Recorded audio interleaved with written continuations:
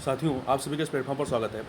यहाँ पर हम लोग आगामी यूपीएससी और यूपीपीसीएस मेंस के लिए आंसर राइटिंग प्रैक्टिस देख रहे हैं और इसी कड़ी में हम लोग जो है दृष्टि आईएएस कोचिंग संस्था के द्वारा जो दृष्टि मेंटरशिप प्रोग्राम मेंस 2023 ये जो प्रोग्राम चलाया जा रहा है वो अभी यूपीएससी मेंस 2023 के लिए चलाया जा रहा है। उसके तहत जो डेली टेस्ट कराते हैं ये लोग, उस टेस्ट का टेस्ट नंबर 3 यहाँ पर हम लोग देखेंगे। तो चलिए प्रारंभ करते हैं।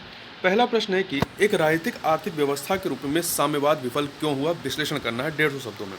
तो देखिए, साम्यवाद जो है एक राजनीतिक आर्थिक प्रणाली के रूप में विफल रहा क्योंकि इसने नवाचार को दबाया, व्यक्तिगत स्वतंत्रता को सीमित किया और यह मानव प्रकृति के अनुरूप नहीं था।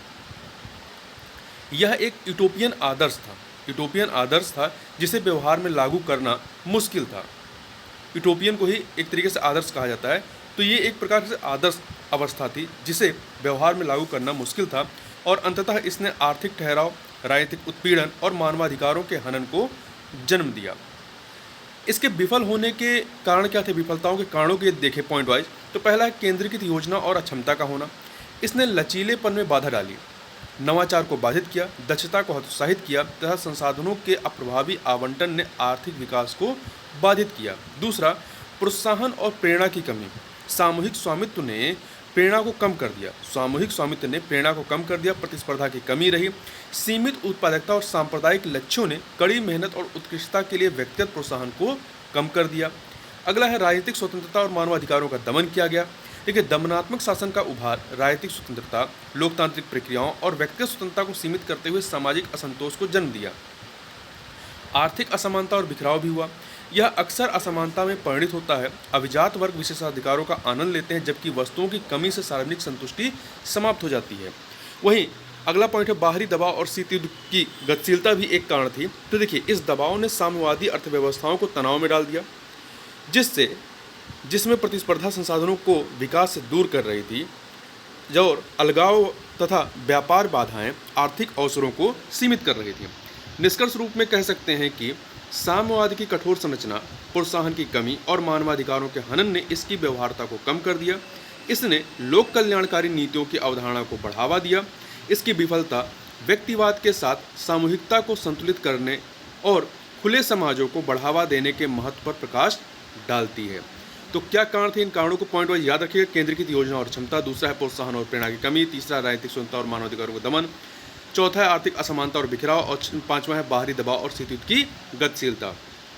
अगला प्रश्न है कि भारत के आर्थिक विकास और मानव विकास सूचकांक की सीमित प्रगति के बीच विसंगतियों का आलोचनात्मक विश्लेषण करना है। तो देखिए, भारत की आर्थिक वृद्धि इसके मानव विकास सूचकांक की सीमित प्रगति से मेल नहीं खाती है जो 0.633 के मध्यम स्तर पर है तथा मानव विकास सूचकांक 2022 के अनुसार भारत 191 देशों में 132वें स्थान पर रहा है। HDI या मानव विकास सूचकांक शिक्षा, स्वास्थ्य देखभाल और जीवन स्तर, तीन जो मेन कारक होते हैं, इन कारकों को मापता है।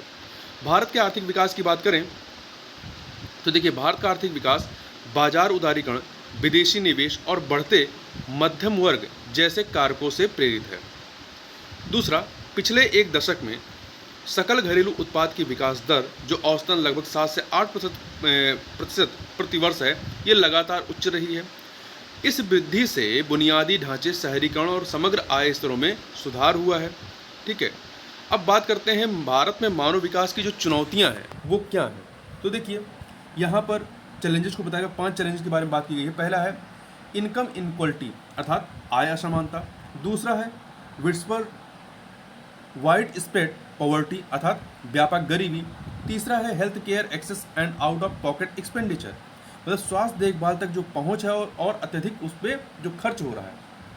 एक तो स्वास्थ्य देखभाल तक पहुंच की कमी है और उसमें जो खर्च हो रहा है वो काफ़ी अधिक है। तीसरा है gender disparities and lower female literacy, लैंगिक असमानता और कम महिला साक्षरता का होना। पांचवा है disparity in quality education and access, गुणवत्तापूर्ण शिक्षा तक पहुंच में असमानता। तो क्या होना चाहिए, नीति का क्रियान्वयन क्या होना चाहिए। देखिए, नीतियों द्वारा आय असमानता को कम करना चाहिए तथा समावेशी विकास के लिए गरीबी और अनौपचारिक क्षेत्र को संबोधित करना चाहिए। नीतियों द्वारा आय असमानता को कम करना चाहिए तथा समावेशी विकास के लिए गरीबी और अनौपचारिक क्षेत्र को संबोधित करना चाहिए। दूसरा, शिक्षा की गुणवत्ता और पहुंच बढ़ाने के लिए शिक्षा का बुनियादी ढांचा, शिक्षक प्रशिक्षण और पाठ्यक्रम में सुधार करना चाहिए। तीसरा, स्वास्थ्य सेवा सुधारों से सामर्थ्य में सुधार होना चाहिए। स्वास्थ्य सेवा सुधारों से सामर्थ्य में सुधार होना चाहिए, बुनियादी ढांचे का विस्तार होना चाहिए और प्राथमिक स्वास्थ्य सेवाओं को मजबूत करना चाहिए। साथ ही समानता, सशक्तिकरण को बढ़ावा देने वाली लैंगिक सशक्तिकरण नीतियां, हिंसा तथा भेदभाव का समाधान करना समग्र विकास के लिए आवश्यक है। निष्कर्ष रूप में कह सकते हैं कि भारत का आर्थिक विकास प्रभावशाली रहा है, लेकिन मानव विकास सूचकांक में सीमित प्रगति अधिक व्यापक और समावेशी विकास दृष्टिकोण की आवश्यकता पर प्रकाश डालती है। भारत के सतत और संतुलित विकास को प्राप्त करने में आय असमानता, गरीबी, शिक्षा, स्वास्थ्य देखभाल और लैंगिक असमानता ही चुनौतियों का समाधान करना महत्वपूर्ण होगा। तीसरा प्रश्न है कि शीत युद्ध के बाद की अवधि में पूंजीवाद कैपिटलिज्म वैश्विक अर्थव्यवस्था को आकार देने वाली प्राथमिक शक्ति रहा है, उदाहरण सहित स्पष्ट करना है। तो देखिए, पहले पूंजीवाद है क्या, इसको थोड़ा देखें। तो पूंजीवाद एक आर्थिक प्रणाली है जो लाभ एवं बाजार प्रतिस्पर्धा द्वारा संचालित माल तथा सेवाओं के उत्पादन एवं वितरण के साधनों के निजी स्वामित्व की विशेषता है। पूंजीवाद एक आर्थिक प्रणाली है जो लाभ एवं बाजार प्रतिस्पर्धा द्वारा संचालित माल तथा सेवाओं के उत्पादन एवं वितरण के साधनों के निजी स्वामित्व वाली विशेषता होती है। इसमें शीत युद्ध 1945 से 1951 तक, द्वितीय विश्व की समाप्ति के बाद से लेकर के 1951 तक शीत युद्ध चलता है।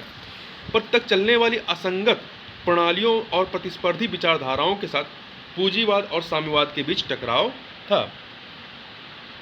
ठीक है, तो देखिए, पूंजीवाद का जो नेतृत्व है वो अमेरिका कर रहा था और साम्यवाद का नेतृत्व जो है वो यूएसएसआर कर रहा था। शीत युद्ध के बाद की अवधि में अर्थव्यवस्था और राज्य संबंधों पर पूंजीवाद के प्रभाव की बात करें तो शीत युद्ध के बाद पूंजी विस्तार का व्यापार और निवेश में वृद्धि सहित अर्थव्यवस्था तथा राज्य संबंधों पर भिन्न भिन्न प्रभाव पड़ा।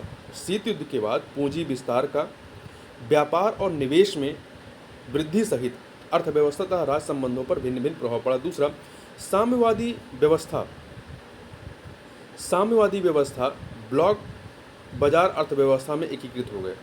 साम्यवादी व्यवस्था ब्लॉक बाजार मतलब कह सकते हैं बंद बाजार जो होते हैं, ये ब्लॉक बाजार अर्थव्यवस्था में एकीकृत हो गया तथा प्रवासन एवं सांस्कृतिक आदान प्रदान की बाधाओं को कम कर दिया।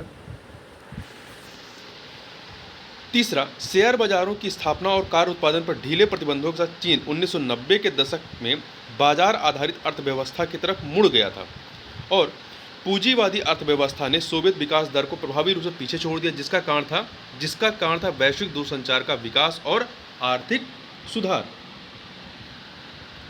ठीक है, तो अब यहाँ पर हम लोग बात करते हैं यहाँ पर कि चैलेंजेस पोज्ड बाय कैपिटलिज्म, मतलब पूंजीवाद द्वारा उत्पन्न चुनौतियाँ क्या थी। इन चुनौतियों की यदि बात करें तो देखिए, इसमें पहला है आपका lack of accountability and transparency corporate practices, मतलब कॉर्पोरेट कार्य प्रणाली में जवाबदेही एवं पारदर्शिता की कमी। दूसरा है financial instability and market volatility, मतलब वित्तीय अस्थिरता और बाजार की अस्थिरता। तीसरा है एक्सप्लॉयशन ऑफ लेबर एंड रिसोर्सेज, मतलब श्रमिक और संसाधनों का शोषण। अगला है कल्चरल होमोजिनाइजेशन, मतलब सांस्कृतिक समरूपता। अगला है dependency on global supply chain, वैश्विक आपूर्ति श्रृंखला पर निर्भरता। Loss of traditional knowledge and practices, मतलब पारंपरिक ज्ञान एवं अभ्यास का नुकसान। और इन्वायरमेंटल डिग्रेडेशन, पर्यावरणीय अपक्षय या क्षरण। ग्रोइंग इकोनॉमिक इनइक्वलिटी, मतलब बढ़ता हुआ आर्थिक असमानता। ये जो कुछ चुनौतियां थी जो पूंजीवाद के द्वारा उत्पन्न की गई थी।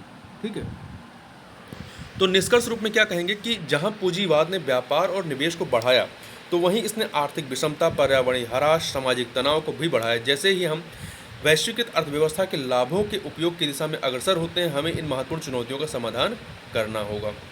अगला है समाजवाद, सोशलिज्म के विभिन्न मानक क्या हैं। समाजवाद के विभिन्न मानक क्या हैं, यह एक राजनीतिक आर्थिक दर्शन के रूप में कैसे विकसित हुआ, चर्चा करना है।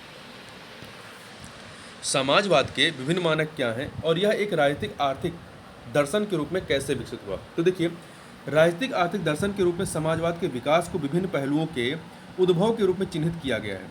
राजनीतिक आर्थिक दर्शन के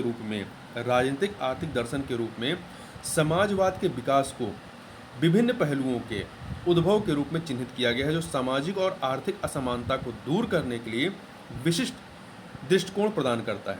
महत्वपूर्ण ऐतिहासिक विकास और प्रभावशाली विचारकों के माध्यम से समाजवाद में परिवर्तन और विविधता आई है। समाजवाद के विभिन्न जो सूत्र हैं, तो देखिए, राजनीतिक आर्थिक दर्शन के रूप में समाजवाद का विकास किस प्रकार से होता है। तो इसमें जो प्रारंभिक प्रभाव रहता है इसका, समाजवाद की जड़ें प्राचीन ग्रीस और प्रारंभिक धार्मिक आंदोलनों तथा रूसो, एविस्टाइट, साइमन जैसे प्रबुद्ध विचारकों में खोजा जा सकता है। औद्योगिक क्रांति तथा 19वीं सदी की कठोर कामकाजी परिस्थितियों ने समाजवादी सोच को गति प्रदान की। मार्क्सवाद के उदय के बाद देखिए, कार्ल मार्क्स और फ्रेडरिक एंगल्स के विचारों ने आधुनिक समाजवादी सिद्धांत की नींव रखी और 1948 में द कम्युनिस्ट मैनिफेस्टो ने पूंजीवाद की एक क्रांतिकारी आलोचना प्रस्तुत की और सर्वहारा क्रांति का आह्वान किया। भौतिकवाद, विवाद और विविध मानकों की बात करें तो देखिए, समाजवादी विचार विविध और वैचारिक बहस से गुजरे हैं। समाजवादी आंदोलन को सुधारवादियों, क्रांतिकारियों और यूटोपियन, मार्क्सवादी, लोकतांत्रिक और सिंडिकलिस्ट समाजवाद जैसे विभिन्न पहलुओं के बीच विभाजन द्वारा चिन्हित किया गया था। तो देखिए, यहाँ पर डिफरेंट टाइप के जो हैं आपके समाजवाद को अलग अलग पैमाने पर इसको डिवाइड किया गया है। तो यहाँ पर देखिए, ये आप एक डायग्राम बना सकते हैं। ये एक्सिस पे, ये आपका एक्स एक्सिस है, ये वाई एक्सिस है। तो यहाँ पे अलग अलग कैटेगरी पे कैसे डिवाइड करेंगे, तो आपका ये जो एक्स एक्सिस इसे मानिए, तो ये जो है राइट साइड चलेंगे तो ये इकोनॉमी मोर मार्केट बेस्ड, मतलब कि आपकी अर्थव्यवस्था अधिक बाजार आधारित हो रही है। और जब आप लेफ्ट में चलते हैं तो मतलब कि आपकी अर्थव्यवस्था जो है वो लेस मार्केट बेस्ड है, मतलब आपकी अर्थव्यवस्था कम बाजार आधारित है। वहीं जब वाई एक्सिस की बात करते हैं, वाई एक्सिस पे जब आप ऊपर की तरफ पॉजिटिव डायरेक्शन में जाते हैं तो पॉलिटिकल फ्रीडम बढ़ता है, राजनीतिक स्वतंत्रता बढ़ती है। और जब इस पर निगेटिव की तरफ चलते हैं, नीचे की तरफ चलते हैं, तो मतलब कि आपका अथॉरिटेरियन स्टेट, मतलब सत्तावादी राज्य की तरफ आप जाते हैं, जहाँ पर राज्य का ही पूरी तरीके से कंट्रोल होगा। तो अब इस पे देखिए, अब आप सबसे पहले नीचे की तरफ चलते हैं। तो नीचे की तरफ का मतलब क्या है कि ये आपका सत्तावादी राज्य के तहत आएंगे। अब इसमें सत्तावादी राज्य में सबसे पहले हम लोग इकोनॉमी लेस मार्केट बेस्ड देखें, मतलब वो अर्थव्यवस्था जो बाजार आधारित कम है। तो इसमें आपका आता है स्टेट कम्युनिज्म, मतलब राज्य साम्यवाद, ठीक है। इसमें क्या होगा, स्टेट कंट्रोल्स इकोनॉमी, इसमें राज्य जो है वो इकोनॉमी को, अर्थव्यवस्था को कंट्रोल करेगी। दूसरा, स्टेट लिमिट्स पॉलिटिकल फ्रीडम, जो राज्य होगा वो राजनीतिक स्वतंत्रता को सीमित करता है। जैसे कि उदाहरण स्वरूप आप सोवियत यूनियन को ले सकते हैं,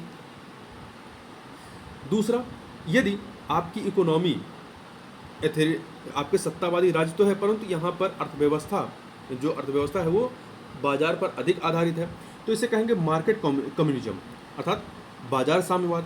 इसमें क्या होगा, economy mixture of free market enterprises and state control, मतलब अर्थव्यवस्था जो है मुक्त बाजार उद्यम एवं राज्य नियंत्रण उद्यम का मिश्रण होगा, मतलब उसमें कुछ उद्यम जो है वो बाजार आधारित होंगे, कुछ राज्य आधारित होंगे।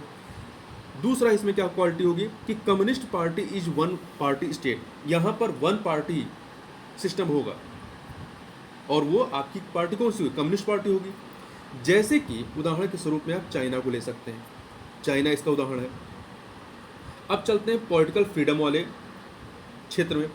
तो पॉलिटिकल फ्रीडम वाले क्षेत्र में जब पॉलिटिकल फ्रीडम होगा तो वहाँ पे समाजवाद आ जाएगा, जब पॉलिटिकल फ्रीडम नहीं रहेगा तो वहाँ पे साम्यवाद रहेगा, ठीक है। साम्यवाद में आपको पॉलिटिकल फ्रीडम नहीं होता है, जबकि समाजवाद में आपको पॉलिटिकल फ्रीडम होता है। तो पॉलिटिकल फ्रीडम वाले क्षेत्र में चलेंगे तो यहाँ पर भी आप दो कैटेगरी में बांटेंगे, एक तो इकोनॉमी लेस मार्केट बेस्ड और इकोनॉमी मोर मार्केट बेस्ड।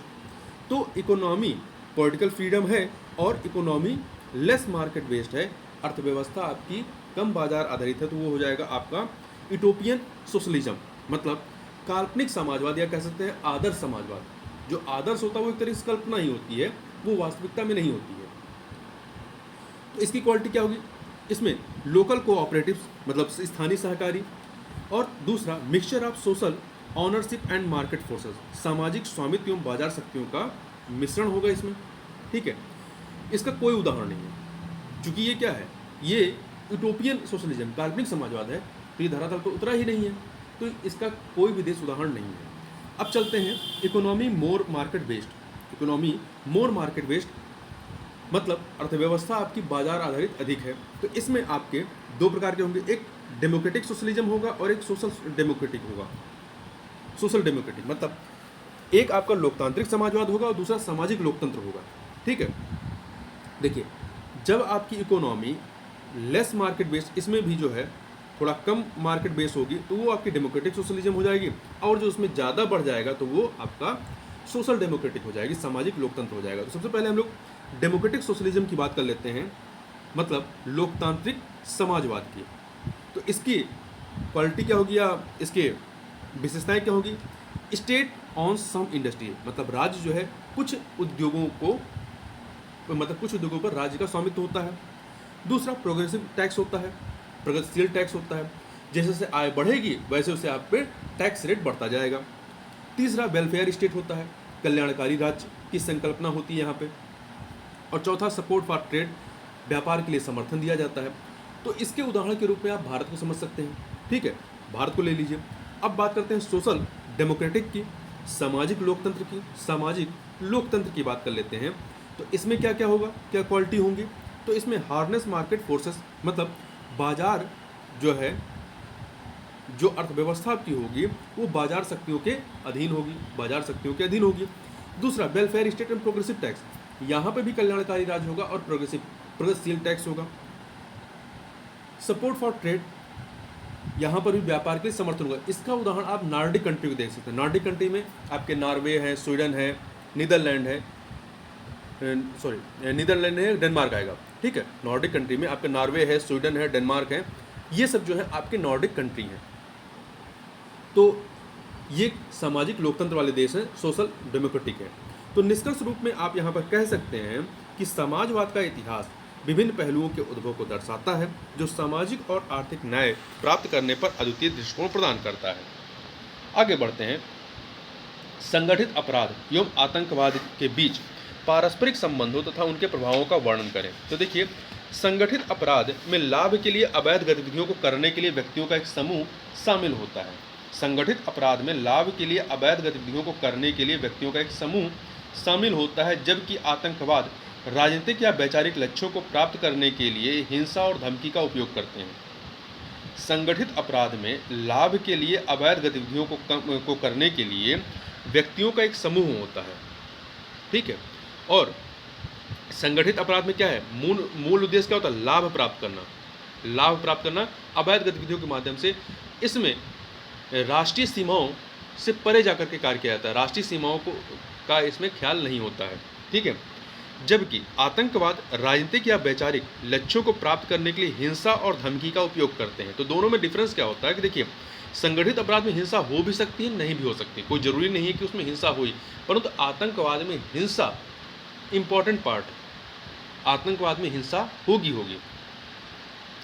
संगठित अपराध और आतंकवाद एक दूसरे की गतिविधियों से प्रभावित और लाभान्वित होने के साथ साथ एक जटिल तथा परस्पर संबंध साझा करते हैं। संगठित अपराध में आप जैसे कि मनी लॉन्ड्रिंग है, हवाला है, ठीक है, आपका तस्करी है, चाहे वो हथियारों की तस्करी हो, मादक पदार्थों की तस्करी हो, जुआ है, नकली नोटों का कारोबार है, नकली शराब का कारोबार है। तो ये सारी चीज़ें जो होती हैं, जुआ खेलना, सट्टेबाजी, ये सभी के सभी क्या है, संगठित अपराध में आता है। अब बात करते हैं संगठित अपराध और आतंकवाद को जोड़ने वाले कारक क्या हैं। तो इसको आप इस तरीके से डायग्राम के माध्यम से दिखा सकते हैं। देखिए, यहाँ पे ऑर्गेनाइज्ड क्राइम है, संगठित अपराध। संगठित अपराध से क्या होता है, इलीगल मनी, इसमें अवैध धन आएगा। अवैध धन का क्या होगा, मनी लॉन्ड्रिंग की जाएगी। मनी लॉन्ड्रिंग से क्या होगा, इस मनी लॉन्ड्रिंग का इस्तेमाल ट्रेड फंडिंग में होगा, आतंक वित्त पोषण में होगा, और यही आतंक वित्त पोषण से जब इसको पैसा मिलेगा, टेररिज्म, आतंकवाद को फैलाया जाएगा। ठीक है, तो इस प्रकार से ये जुड़े हुए हैं। अब पारंपरिक प्रभाव की बात करते हैं। पारस्परिक प्रभाव क्या है, मतलब एक दूसरे के साथ एक दूसरे पे इनका प्रभाव क्या है। संगठित अपराध समूह जो है मादक पदार्थों की तस्करी में संलग्न है तथा भारत में आतंकवादी संगठनों के लिए धन के अवसर प्रदान करते हैं। उदाहरण के लिए लश्कर तैयबा और हिजबुल मुजाहिदीन जैसे समूह अपनी गतिविधियों के वित्त पोषण के लिए नशीली दवाओं के व्यापार पर निर्भर है। जैसे कि आप उदाहरण समझ सकते हैं कि अफगानिस्तान में जो मादक पदार्थों की पैदावार खेती की जाती है, ठीक है, तो वहाँ संगठित अपराधों को ये आतंकवादी संगठन क्या करते हैं, संरक्षण देते हैं, अपने के यहाँ पे संरक्षण देते हैं और संगठित अपराध इनको जो है पैसा मुहैया कराते हैं, पैसा हो गया, या हथियारों की तस्करी करते हैं, हथियार मुहैया कराते हैं और अन्य चीज़ें इनको मुहैया कराते हैं। दूसरा, संगठित अपराध नेटवर्क के पास मनी लॉन्ड्रिंग में विशेषज्ञता होती है, मनी लॉन्ड्रिंग विशेषज्ञता जिससे वे आतंकवादी समूहों के साथ साझा करते हैं। क्योंकि आतंकवादी समूहों को क्या हो चाहिए, पैसा चाहिए, तो पैसे के लिए वो पैसा इनको कहाँ से आता है, संगठित अपराधों से आता है। क्योंकि संगठित अपराध मनी लॉन्ड्रिंग करते हैं तो मनी लॉन्ड्रिंग के माध्यम से इनके पास पैसा आता है। तीसरा, संगठित अपराध और आतंकवादी समूह दोनों वित्तीय लाभ के लिए जबरन वसूली और संरक्षण रैकेट का सहारा लेते हैं। भारत में संगठित अपराध परिदृश्य की बात करें तो गोल्डन प्रिंसेट और गोल्डन ट्रायंगल, ये दो नाम याद रखिएगा हमेशा।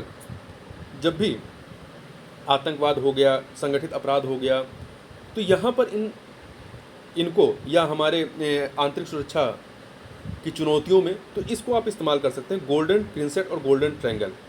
ये आपका अफगानिस्तान, म्यांमार होकर के जो मादक पदार्थों की खेती की जाती है, वो ये इलाका है जहाँ से तस्करी होती है।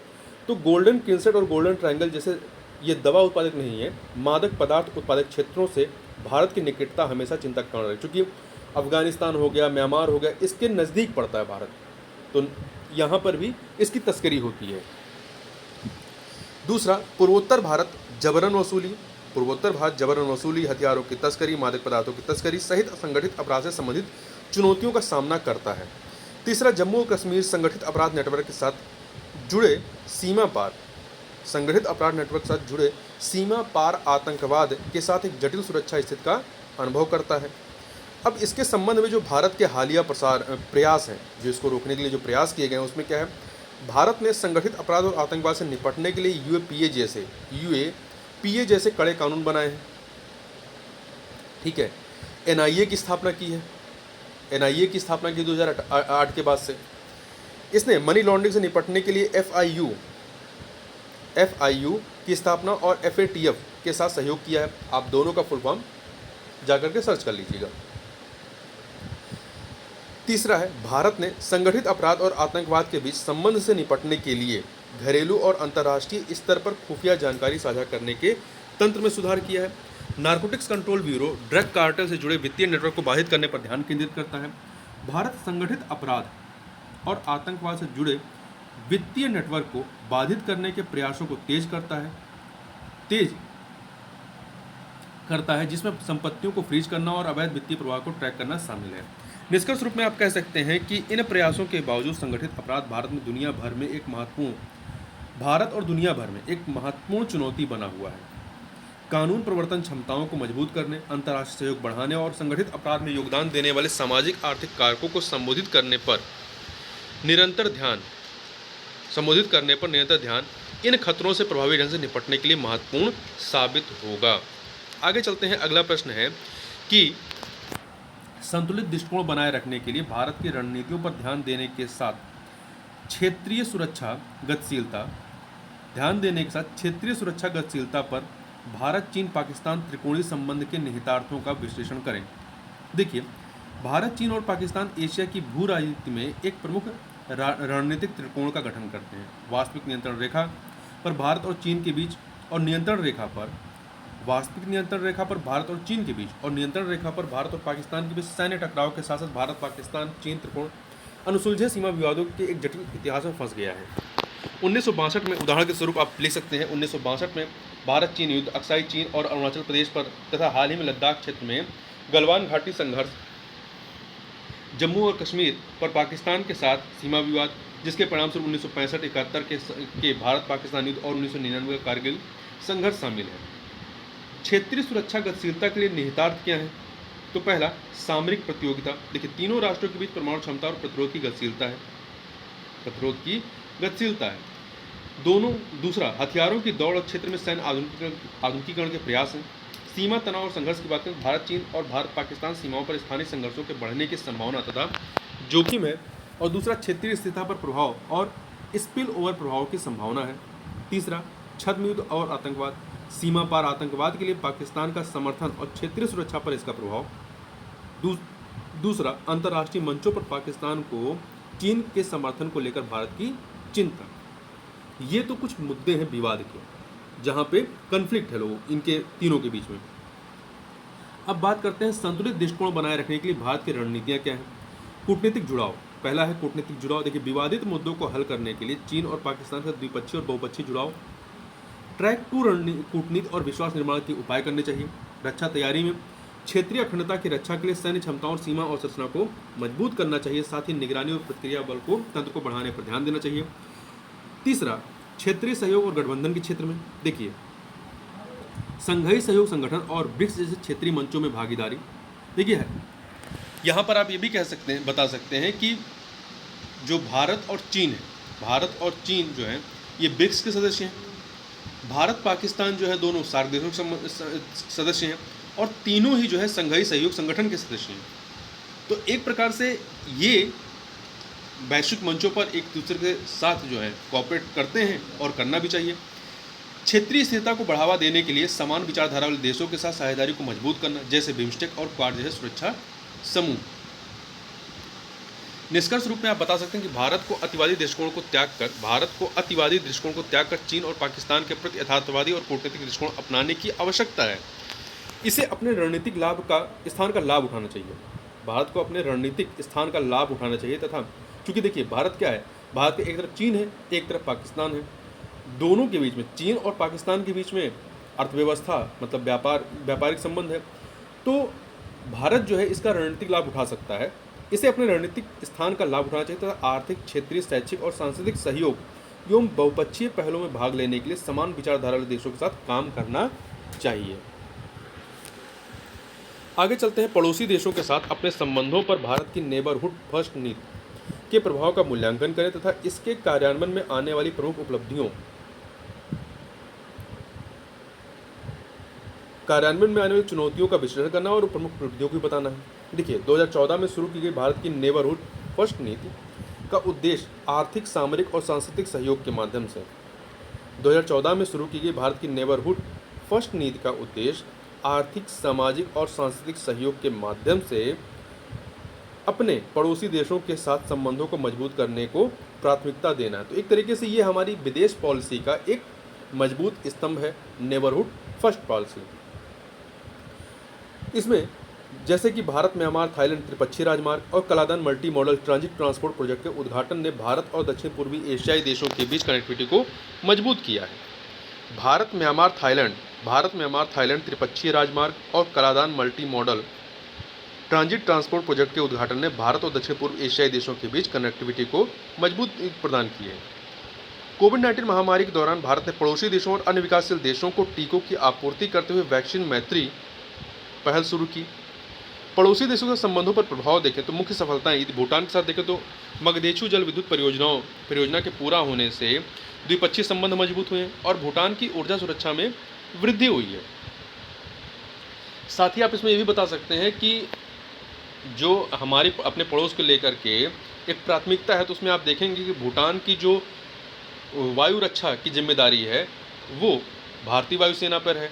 ठीक है, इसके अतिरिक्त हमारे इनके साथ जो है खुली हुई सीमा है।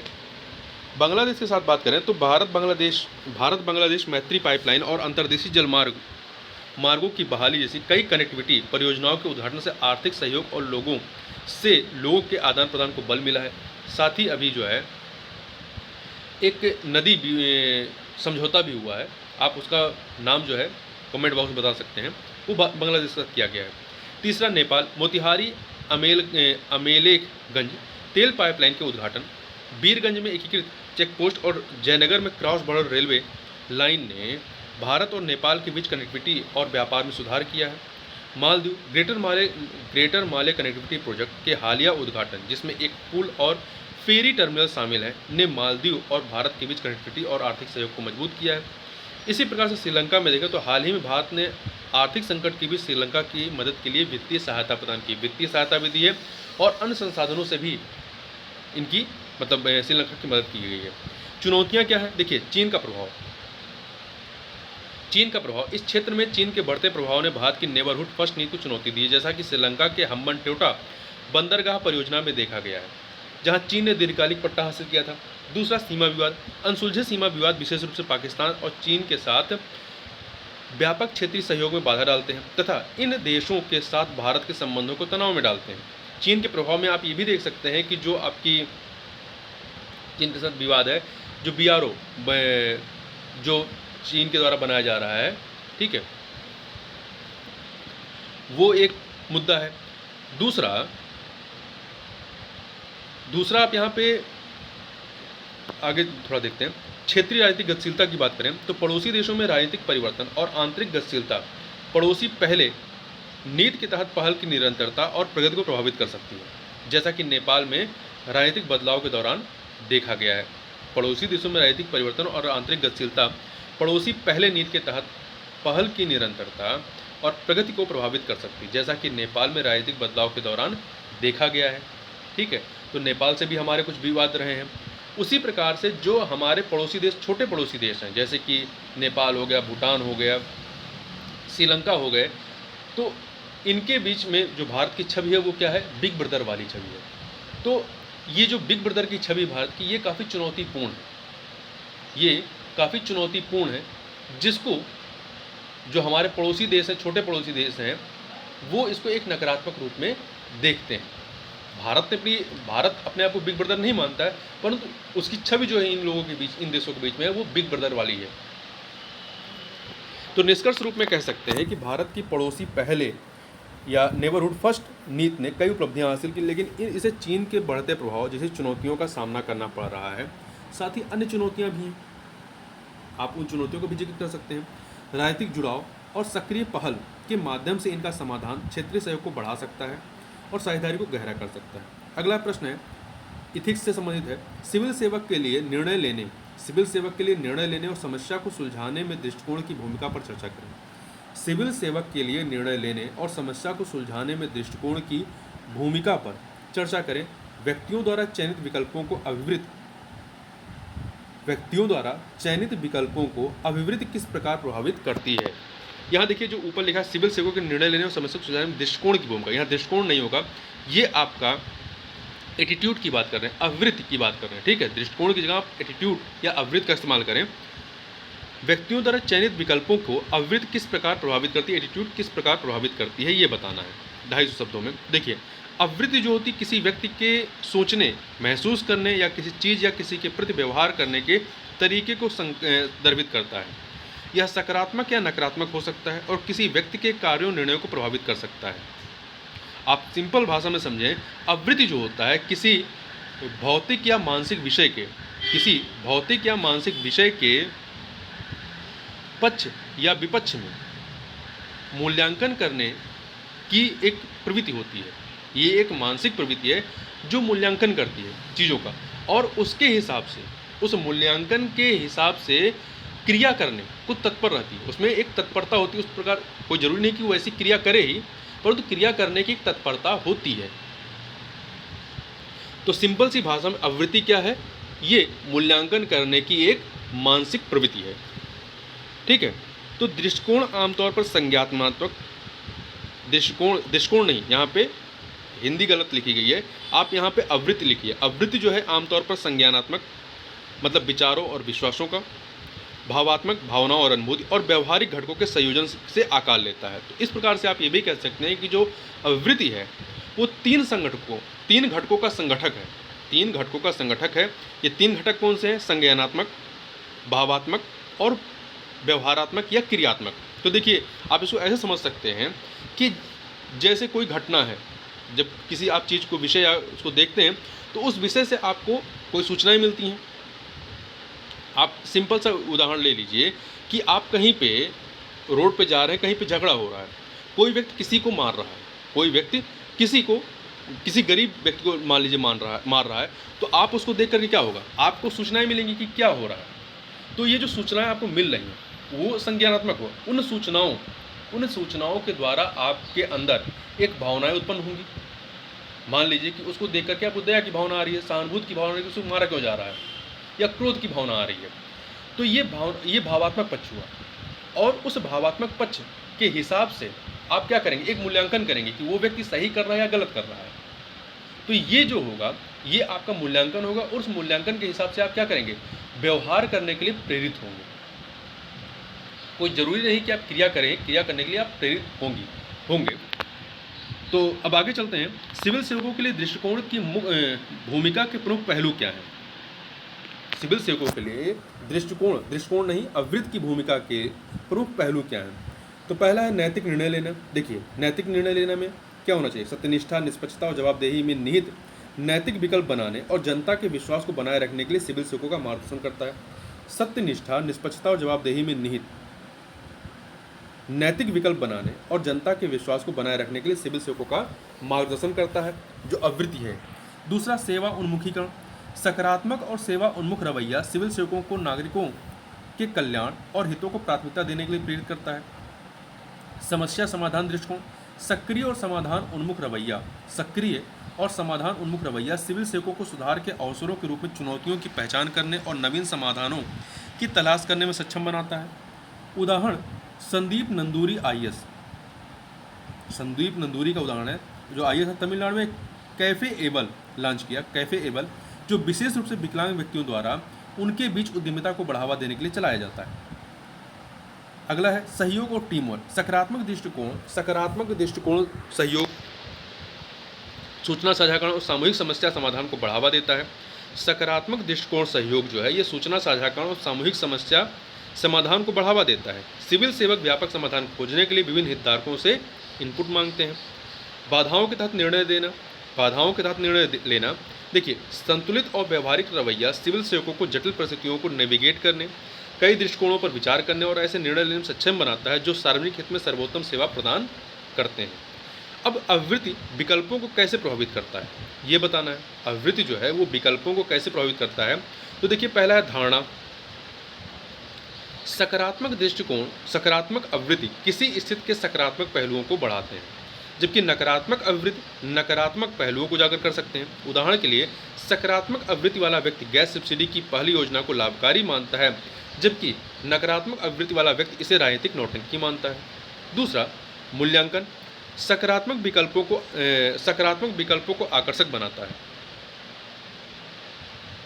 जो सकारात्मक अवृत्ति है ये विकल्पों को आकर्षक बनाता है, जबकि नकारात्मक अवृत्ति आकर्षण को कम करता है। उदाहरण के लिए, स्वस्थ जीवन शैली के प्रति जो आपका सकारात्मक अवृत्ति होगी। इसी प्रकार से वरीयता, मनोवृत्ति वरीयता में देखें तो मनोवृत्ति आकार वरीयताएं सकारात्मक पसंद पैदा करता है। मनोवृत्ति आकार वरीयताएं सकारात्मक पसंद पैदा करता है, जबकि नकारात्मक घृणा की ओर ले जाता है। मनोवृत्ति आकार वरीयताएं सकारात्मक अवृत्ति जो होती है वो पसंद पैदा करता है, जबकि नकारात्मक अवृत्ति जो है वो घृणा की ओर ले जाता है। उदाहरण के लिए, पर्यावरण स्थिरता के प्रति सकारात्मक अवृत्ति पॉलीथीन के बजाय किराने का सामान ले जाने के लिए कपास या जूट बैग का उपयोग कर सकता है। वहीं अगला है निर्णय लेने का दृष्टिकोण। सकारात्मक निर्णय लेने का अवृत्ति होना चाहिए। यहाँ पे सकारात्मक अवृत्ति व्यक्ति सक्रिय और आशावादी मानसिकता को बढ़ावा देता है। सकारात्मक अवृत्ति जो है वो व्यक्ति की सक्रियता और आशावादी मानसिकता को बढ़ावा देता है। नकारात्मक अवृत्ति सतर्क दृष्टिकोण को ये सतर्क दृष्टिकोण की ओर ले जाता है। उदाहरण के लिए, उद्यमशीलता के प्रति सकारात्मक अवृत्ति का होना। व्यवहार संरेखण, मनोवृत्ति व्यवहार के साथ संरेखित होती है। जो मनोवृत्ति होती है वो व्यवहार से संरेखित होती है। उदाहरण, पर्यावरण संरक्षण के प्रति सकारात्मक अवृत्ति का होना। निष्कर्ष, अवृत्ति जो है वो धारणाओं, मूल्यांकनों, प्राथमिकताओं और लिए गए अवृत्ति को आकार देकर निर्णय लेने तथा समस्या समाधान को महत्वपूर्ण रूप से प्रभावित करते हैं। अवृत्ति की भूमिका को पहचानने से उन कारकों में अंतर्दृष्टि प्रदान की जा सकती है जो विभिन्न संदर्भों में व्यक्तिगत विकल्पों और व्यवहारों का मार्गदर्शन करते हैं। अगला प्रश्न है कि नव उदारवाद की अवधारणा और इसकी प्रमुख विशेषताओं की व्याख्या कीजिए। आर्थिक विचारधारा, सरकारी हस्तक्षेप और बाजार की भूमिका के संदर्भ में उनके मतभेदों को उजागर करते हुए समाज के साथ नव उदारवाद की तुलना करें। नव उदारवाद नियो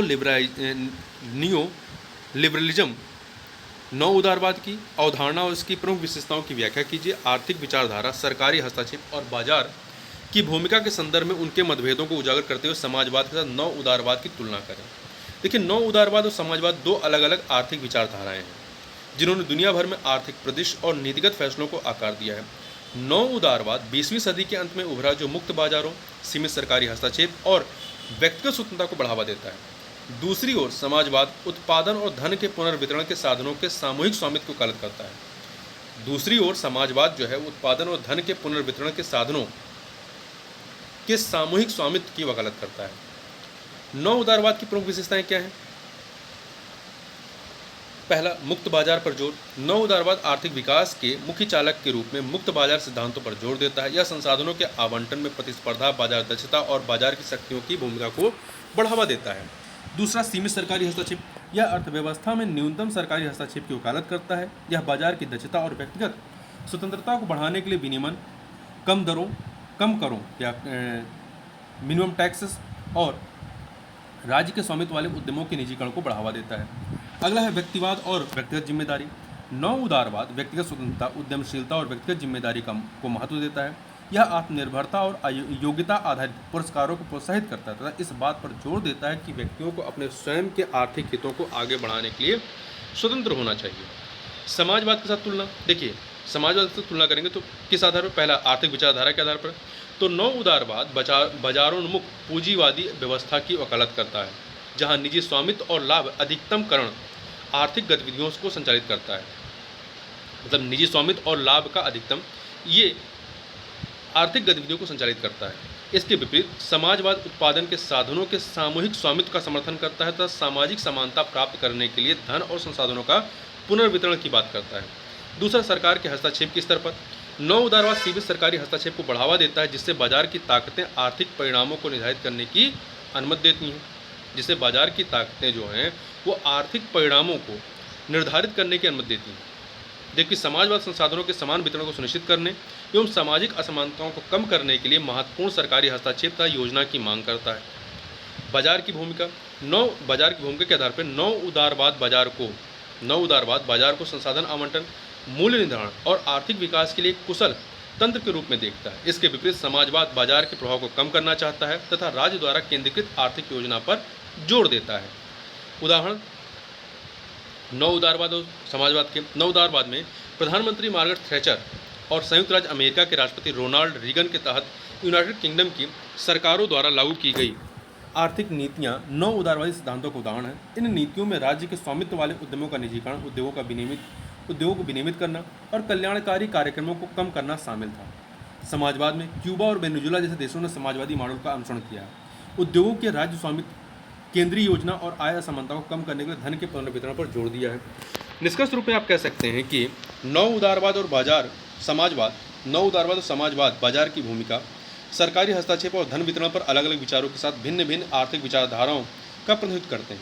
नव उदारवाद मुक्त बाजारों, सीमित सरकारी भागीदारी और व्यक्तिवाद को प्राथमिकता देता है, जबकि समाजवाद सामूहिक स्वामित्व, सरकारी योजना और असमानता को कम करने की वकालत करता है। अगला प्रश्न है कि भारत की लाइफ पहल है के संदर्भ में पर्यावरणीय स्थिरता के लिए वर्तमान रैखिक अर्थव्यवस्था से एक चक्रीय अर्थव्यवस्था में परिवर्तन के महत्व की व्याख्या करें। तो देखिए, रैखिक अर्थव्यवस्था ऐसी आर्थिक प्रणाली है जिसमें कच्चे माल को निकाला जाता है, माल का उत्पादन करने के लिए उपयोग किया जाता है, फिर कचरे के रूप में निपटाया जाता है। इस प्रणाली की विशेषता उच्च स्तर की खपत और अपशिष्ट उत्पादन है जो लंबी अवधि तक टिकाऊ नहीं है, जबकि चक्रीय अर्थव्यवस्था का उद्देश्य उत्पादों और सामग्रियों को यथासंभव लंबे समय तक उपयोग में रखकर अपशिष्ट और प्रदूषण को खत्म करना है। इस प्रणाली की विशेषता उच्च स्तर की दक्षता और संसाधन संरक्षण है और यह एक रैखिक अर्थव्यवस्था की तुलना में अधिक टिकाऊ है। रैखिक अर्थव्यवस्था से चक्रीय अर्थव्यवस्था में परिवर्तन का महत्व क्या है? पहला, संधारणता सस्टेनेबिलिटी के स्तर पर चक्रीय अर्थव्यवस्था एक रैखिक अर्थव्यवस्था की तुलना में अधिक टिकाऊ होती है क्योंकि यह अपशिष्ट और प्रदूषण को कम करती है।